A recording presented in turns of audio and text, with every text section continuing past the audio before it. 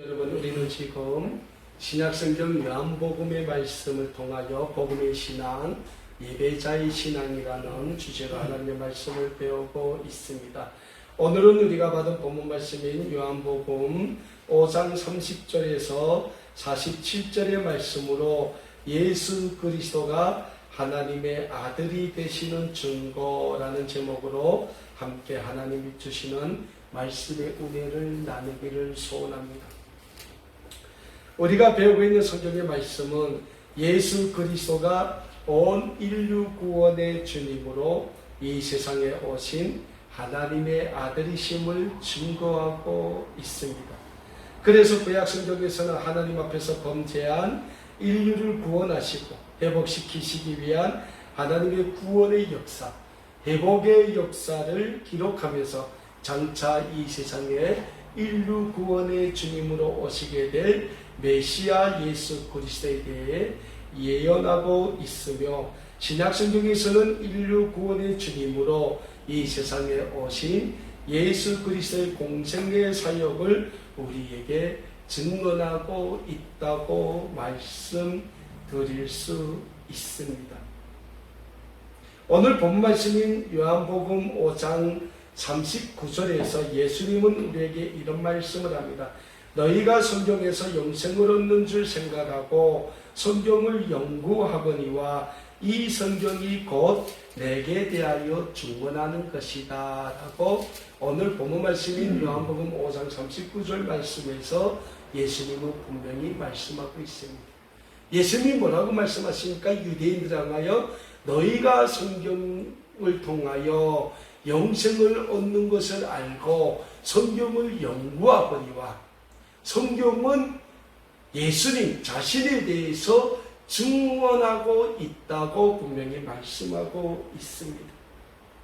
그렇다면 사랑하는 여러분, 성경은 왜 예수님이 온 인류 구원의 주님으로 이 세상에 오신 하나님의 아들이심에 대하여 증거하고 있습니까? 그 이유는 단 하나입니다. 하나님 앞에서 범죄한 우리 인류를 과거의 모든 죄에서 구원해 주시기 위하여 예수님이 이 세상에 구원의 주님으로 오셨다는 겁니다.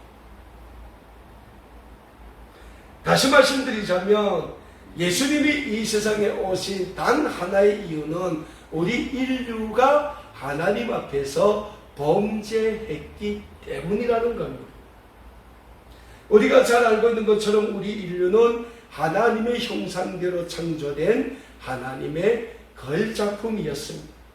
그렇게 하나님의 형상대로 창조된 우리 인류의 조상인 아담과 하와가 하나님의 동산인 에덴 동산에서 하나님과 같이 행복한 삶을 누리다가 뱀으로 가장한 사탄의 유혹에 넘어가 하나님께서 먹지 말라고 하신 에덴 동산 주황에 있는 선악을 알게 하는 나무의 과일을 따먹음으로써 하나님 앞에 불순종의 범죄를 범하게 됩니다. 그렇게 인류의 최초의 조상인 아담과 하와가 하나님 앞에 범죄함으로 인하여 우리 인류는 하나님 앞에서 죄인으로 살아갈 수밖에 없는 그러한 인생을 살게 된다는 겁니다. 그래서 사도 바울은 신약성경 로마서 3장 23절의 말씀에서 우리에게 이런 교훈의 말씀을 주고 있는 겁니다. 모든 사람이 죄를 범하였음에 하나님의 영광에 이르지 못했다. 사도 바울이 로마서 3장 23절 말씀에서 뭐라고 교훈합니까? 첫째는 모든 사람이 죄를 범하였음에, 죄를 범했기 때문에 하나님의 영광에 이르지 못했다는 겁니다. 사도 바울의 이 말씀은 인류의 첫 조상인 아담과 하와의 범죄함으로 인하여 우리 인류는 에덴 동산의 선악과 사건 이후로 하나님 앞에서는 본질상 진노의 자녀로 남아있을 수밖에 없다는 교훈적인 말씀인 것입니다. 자, 그렇다면 우리 인류의 첫 조상인 아담과 하와가 하나님 앞에서 범죄했어요. 그러면 하나님께서는 그 범죄한 아담과 하와를 그냥 내버려 두셨을까요? 아니라는 거예요.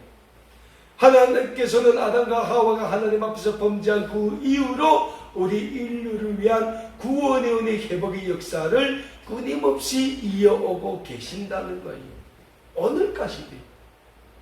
그래서 구약 성경을 보면 하나님께서 아브라함을 부르십니다. 아브라함을 부르실 때 하나님 아브라함을 왜 부르십니까? 축복의 군원으로 불러주셨다는 거예요.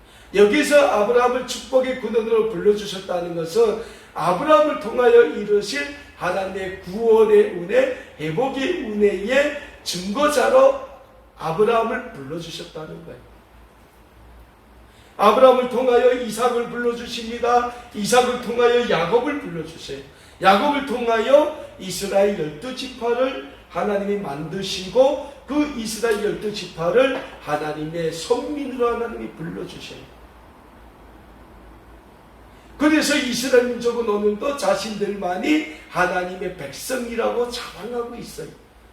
그러한 이스라엘 민족이 하나님 앞에서 또 끊임없이 범죄했다는 거예요.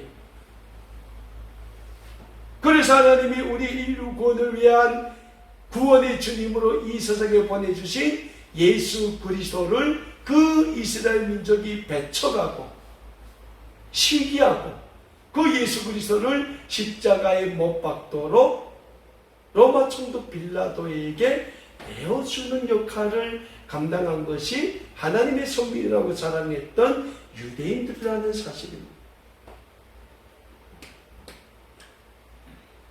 그럼에도 불구하고 사랑하는 여러분, 분명한 사실은 예수님은 하나님의 아들이시고 그 하나님이 아들이신 예수님이 우리 인류 구원을 위하여 이 세상에 오신 구원의 주님이라는 역사적인 사실, 영적인 사실을 우리는 믿어야 합니다. 그리고 우리가 예수님이 하나님의 아들 되심을 분명히 믿을 때 하나님은 우리를 통하여 하나님의 구원의 역사를 이루어 가시게 된다는 영적인 진리를 늘 잊지 마시고 예수 그리스도를 믿는 믿음 안에서 하나님의 거룩한 구원의 백성으로 살아가기에 힘쓰시는 우리 아름다운 꿈에게 모든 믿음의 가족 여러분들 다 되실 수 있기를 간절히 축원합니다. 자, 그런 의미에서, 그런 영적인 의미에서 우리가 오늘 본문 말씀인 신약성경 요한복음 5장 30절에서 47절의 말씀을 나누어 볼 텐데요. 우리가 요한복음의 말씀을 늘 배우지만은 예수님께서 이 세상에 오셔서 많은 공생의 사역을 하고 있어요. 근데 예수님의 그 공생의 사역을 제일 시기하고 질투했던 사람들이 있는데 그 시기하고 질투했던 사람들이 누굽니까? 다름 아닌 하나님의 선민이라고 했던 유대인들이라는 사실입니다. 6월절을 맞으며 예루살렘 성전에서 소와 양과 비둘기를 사고파는 장사꾼들의 자리를 뒤엎으시면서 내 아버지의 집을 강도의 소굴로 만들지 말라고 예수님이 외치셨습니다. 유대인들이 지나가시다는 사마리아로 예수님은 지나가셨습니다. 수가성 동네에서 그 동네에서 가장 비난받았던 한 여인을 만나 주시고 그 여인의 영혼을 예수님이 구원해 주셔요. 유대인의 명절인 불임절을 맞으며 예루살렘에 올라가신 예수님이 베데스다 목가에 누워있는 38년 된 환자를 안식일 날에 고쳐주십니다. 그리고 안식일 날에 그 베데스다 목가에서 38년 된 환자를 고쳐주셨다고 예수님의 사역을 비난하는 유대인들을 향하여 예수님이 뭐라 말씀하십니까? 내 아버지께서 일하시는 것 같이 나도 일한다고 말씀하시는 거예요. 그러니까 이런 예수님의 모습을 지켜보고 있는 유대인들은 지금 매우 불편합니다. 그렇다고 예수님의 말씀을 꼬투리를 잡자니까 예수님의 말씀은 틀린 것이 하나도 없는 거예요. 그렇다고 해서 예수님이 하시는 사역을 사람이 할 수는 없는 사역이에요. 유대인들이 어떻게 38년 된 환자를 말씀으로 고칠 수 있습니까? 못하는 거예요. 예수님만 할 수 있는 거예요. 그러니까 유대인들은 예수님의 그 모든 모습이 정당하지만은 굉장히 그 모습이 불편한 거예요. 여기에 유대인들이 적용하고 있던 세례 요한마저도 예수님은 하나님의 아들 되심을 증거하고 있습니다. 사랑하는 여러분, 세례 요한이 어떤 사람입니까? 세례 요한은 구약시대의 마지막 선지자라고 불릴 만큼 유대인들에게 있어서는 위대한 인물입니다. 다시 말씀드리자면 이 선지자는 유대인의 대제사장이나 제사장과는 영적인 차원이 다른 존재라는 거예요. 오늘 이 지구상의 중동 지역에 가면 이란이라는 이슬람 국가가 있습니다.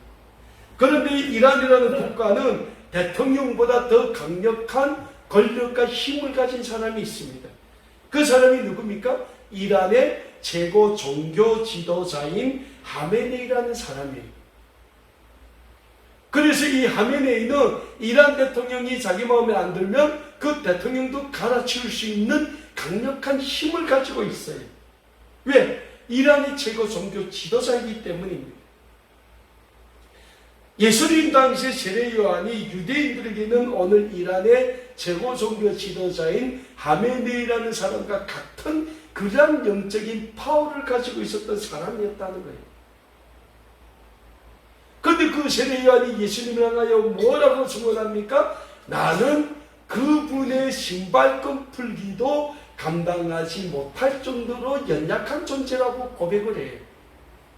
내 뒤에 오신 이는 나보다 더 크니라고 대놓고 예수님을 증언하고 있어요. 그리고 오늘 본문 말씀이 신약성경 요한복음 5장 36절 말씀에서도 예수님이 뭐라고 말씀하십니까? 내게는 요한의 증거보다 더 큰 증거가 있으니 아버지께서 내게 주사 이루게 하시는 역사, 곧 내가 하는 그 역사가 아버지께서 나를 보내신 것을 나를 위하여 증언하는 것이다 라고 예수님이 말씀하시는 거예요. 예수님이 오늘 본문 말씀에 요한복음 5장 36절 말씀에서 뭐라 증거합니까? 내게는 세례 요한보다 더 큰 증거가 있다는 거예요. 여러분, 세례 요한이 이 땅에 와서 뭐 했습니까? 광야에서 살았어요. 선지자가 광야에서 살았다는 거예요. 그리고 요단강에서 세례를 베풀 때 수많은 유대인들이 세례 요한에게 몰려가서 세례를 받았어요. 왜? 선지자가 세례를 주니까. 근데 그 세례 요한의 모습을 보고 유대의 대제사장, 제사장, 서기관들이 아무 말도 못했어요. 왜? 세례 요한은 선지자이기 때문에 아무 말도 못했어요. 근데 예수님이 지금 뭐라 말씀합니까? 내게도 그 세례 요한보다 더 큰 증거가 있다. 근데 그 증거가 뭡니까? 하나님이 예수님을 이 땅에 보내주셔서 인류 구원을 위하여 하시는 위대한 공생의 사역이 결국 세례 요한이 했던 것보다 더 큰 증거라는 거예요. 그리고 예수님께서 실질적으로 이 세상에 오셔서 하나님의 인류 구원을 위한 구원의 사역을 하나씩 이루어가고 있지 않습니까? 그러니까 유대인들은 그 예수님의 모습, 그 예수님의 말씀이 틀린 건 없지만은 왜인지 그 예수님의 행동과 모습이 마음에 안 드는 거예요. 왜 그럴까요? 예수님이 유대인으로 오셨지 않습니까? 근데 그렇다고 해서 유대인 출신의 예수님이 유대인 종교 지도자들과 가깝게 지내는 것도 아니에요. 성경을 보면, 사복음서의 말씀을 보면 유대인들이 예수님을 찾아와서 늘 예수님을 존칭해서 부르는 친구가 있었어요. 그건 뭡니까? 라비오 했어요. 라비가 뭡니까? 유대인들이 자기의 스승을 가리킬 때 라비라고 했어요. 그러니까 유대인들에게 하나님의 말씀인 구약성경 모세오경을 가르치는 사람을 라비라고 했단 말이죠. 그래서 예수님을 존경해서 라비오라고 불렀어요. 그럼 이 라비가 누구하고 가까워야 돼? 유대의 대제사장, 제사장, 서기관 같은 지도자들과 가까이 되는데 예수님이 이 세상에 오셔서 만나는 사람들은 그런 사람들이 아니에요. 이 세상에서 가장 소외되었고 이 세상에서 가장 천하다고 손가락질하고 이 세상에서 가장 가난하다고 외면당하고 이 세상에서 병든 자, 그런 사람들만 예수님이 찾아갔다는 거예요. 유대인들은 보기도 싫다고 뺑 애들어갔던 사마리아를 예수님께서는 질러 가셨다는 거예요. 그러니까 그 모든 행동이 유대인들 보기에는 자기네 유대인들의 방식과는 정반대되는 방식으로 예수님이 행동하시니까 그 예수님의 행동과 그 삶이 마음에 안 든다는 거예요. 왜? 분명 유대인으로 오신 예수님이면 구약에 예언된 그 구원의 메시아면 그렇게 행동하고 그렇게 살면 안 된다는 거예요. 근데 사랑하는 여러분, 예수님은 이 세상에 구원의 주님으로 오셨는데 유대인들을 위한 구원의 주님으로 오셨습니까? 아니라는 거예요. 예수님은 온 인류 구원의 주님으로 이 세상에 오셨다는 거예요. 그러니까 그게 유대인들에게는 불편하다는 거예요. 그래서 유대인들이 예수님을 믿고 싶어도 믿지 않았고 오히려 예수님을 시기하고 예수님을 박해하고 예수님을 십자가에 못 박히도록 넘겨주기까지 했다는 거예요. 그런 유대인들에 가여 예수님께서 오늘 본문 말씀인 요한복음 5장 42절의 말씀에서 뭐라고 말씀하십니까? 다만 하나님을 사랑하는 것이 너희 속에 없음을 내가 알았다라고 말씀해요. 왜? 예수님을 믿지 않는 유대인들이 어떻게 하나님을 사랑할 수 있겠냐라는 거예요. 오늘 본문 말씀이 요한복음 5장 38절에서 또 예수님이 뭐라고 말씀하십니까? 그 말씀이 너희 속에 거하지 아니하니 이는 그가 보내신 이를 믿지 아니함이라 라고 말씀하고 있지 않습니까? 그러면 유대인들은 왜 예수님이 하나님의 아들이시고 인류 구원의 주님임을 믿지 않았을까요? 우리가 요한복음 말씀을 통하여 배웠지만은 유대인들은 하나님을 하나의 종교적인 관념론 쪽에서 하나님을 믿었다는 거예요. 구약의 모세로부터 내려왔던 그 율법에 기초하여 하나님을 믿었고 하나님을 믿는 믿음의 삶을 살았다는 거예요. 그래서 유대인들은 예루살렘 성전에 올라가면 하나님께 온 마음과 뜻과 정성을 다하여 예배드리기에 힘쓴 것이 아니라 하나님께 기도하고 하나님께 헌금 드리고 외식적으로 보이는 종교적인 행위에만 열심을 했다는 거예요. 근데 예수님은 예루살렘 성전에 올라가서 뭐 하셨습니까? 하나님의 말씀을 선포하셨습니다.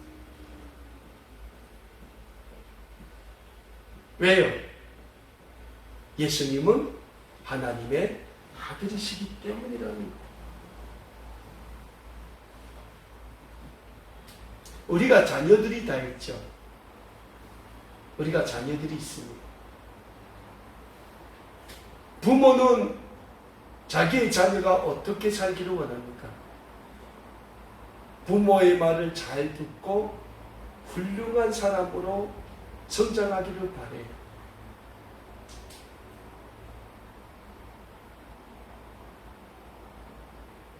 그리고 부모는 자기의 자녀가 부모의 말에 순종하기를 바래요. 예수님도 같다는 거예요. 예수님은 하나님의 아들이십니다. 그렇기 때문에 예수님의 모든 삶의 초점은 오직 하나님의 뜻을 이루는 데 그 삶의 초점이 맞춰져 있다는 거예요.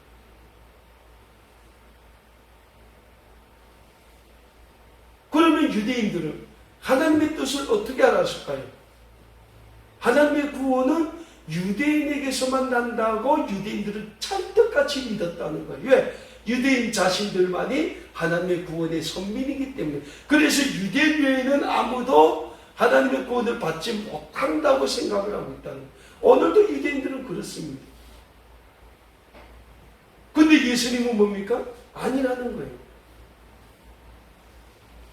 구원은 하나님의 형상대로 지으심을 받은 모든 인류가 다 하나님 앞에서 구원을 받아야 한다고 예수님은 믿으셨다는 거예요.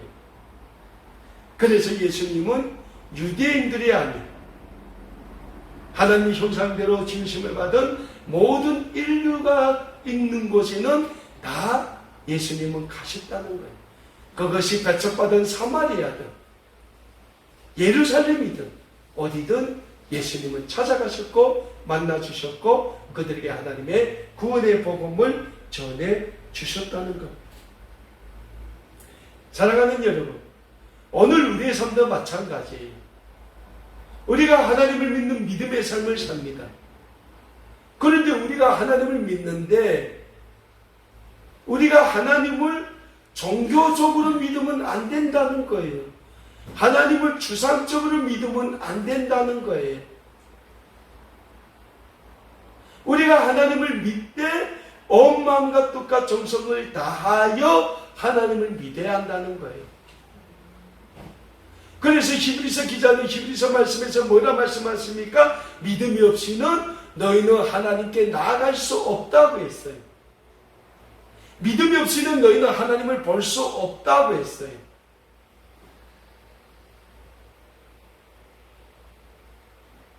근데 유대인들은 하나님을 믿는다고 했지만은 하나님을 종교적인 하나님으로 믿었다는 거예요. 추상적인 하나님으로 믿었다는 거예요.